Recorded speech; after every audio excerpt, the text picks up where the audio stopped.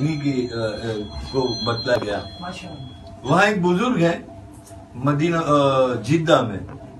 وہ بزرگ کا نام ہندوستان سے ان کا تعلق ہے اور ان کا نام ہے عبدالجبار ہے بھائی سید شوکت علی نوری. جتنے جدہ میں جاتے آتے ہیں وہ ان سے ملے ہوں تو معلوم ہوگا. سید شوکت علی نوری اور دلائل خراج شریف سے بہت زیادہ وابستگی اور موجودگی ان کی ہے اور الحمدللہ ان کے پاس اپنے نسخے بھی ہیں اور مجھ سے بھی انہوں نے اجازت بھی لی الحمدللہ. انہوں نے یہ جاوید صاحب کو وہیں مدینہ منورہ کی سرزمین میں واقعہ سنایا تھا کہ ان کے ایک مرید جو ہندوستان سے عمرے کی سعادت حاصل کرنے آئے تھے تو مدینہ منورہ میں وہ دلائل خیرات شریف پڑھ رہے تھے, وعظ کر رہے تھے دلائل خیرات شریف کا. تو ان کے بغل میں ایک نوجوان سوڈانی لڑکا بیٹھا ہوا تھا. سوڈانی بہت ہوتے ہیں مدینہ منورہ میں. وہ بیٹھا ہوا تھا اور وہ دیکھ رہا تھا, تاک رہا تھا. وہاں ایسا ہوتا تھا پہلے, اب نہیں, اب تو اللہ کا کرم ہے.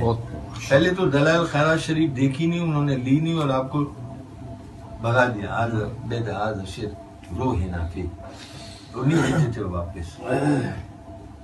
وہ ڈر تھا ان کے ذہن میں, دل میں, دماغ میں, اور وہ دلائل پڑھ رہے تھے. تو سوڈانی میں گھڑی بار بار دیکھ رہا تھا کہ کیا ہو رہا ہے. جب وہ پڑھ چکے تو انہوں نے سوڈانی نے پوچھا کہ کیا آپ دلائل خیرات پڑھ رہے تھے؟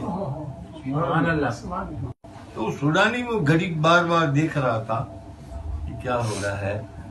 جب وہ پڑھ چکے تو انہوں نے سوڈانی نے پوچھا کہ کیا آپ دلائل خیرات پڑھ رہے تھے؟ انڈین ساتھی نے کہا ہم دلائل خیرات پڑھ رہا تھا. کہ مجھے ذرا دکھائیں گے؟ اب وہ خوف تھا نا کہ لے لیتے ہیں تو واپس نہیں آتے. وہ سوڈانی آدمی جیسے لگتے ہیں, وہ عربی بولتے ہیں. نہیں کہ نہیں میں نہیں دکھاتا, کہ میں ابھی آپ کو واپس دے دوں گا, آپ گھبراؤ نہیں. نہیں میں نہیں دیتا. بولا اچھا ایک کام کرو, اس کے آخری صفحے کو دیکھو, اس میں یہ اشعار لکھے ہوئے. انہوں نے کہا ہاں لکھے ہوئے. میں نے دیکھا. سوڈانی نے ان سے کہا دلائل خیرات جو پڑھ رہے تھے اس کے پیچھے صفحے پہ یہ عبارت ہے؟ نے کہا ہاں ہے.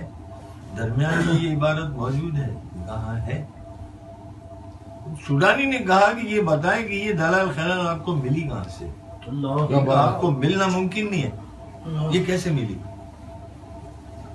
کوئی بات دراصل یہ ہے کہ میں جنت البقیع میں فاتحہ پڑھنے کے لیے گیا تھا تو وہاں کے گورکن نے مجھے بلا کر پوچھا مجھ سے کہ کیا آپ دلائل پڑھتے ہیں؟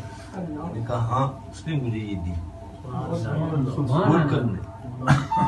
تو سوڈانی لڑکے نے یہ کہا کہ کیا آپ مجھے گورکن سے ملوا سکتے ہیں جس نے آپ کو دی؟ میں نے کہا ٹھیک ہے میں ملوا دوں گا آپ کو. وہ سوڈانی لڑکے کو اپنے ساتھ لے گئے گورکن کے پاس اور گورکن سے ملوایا. بولے یہ گورکن ہے.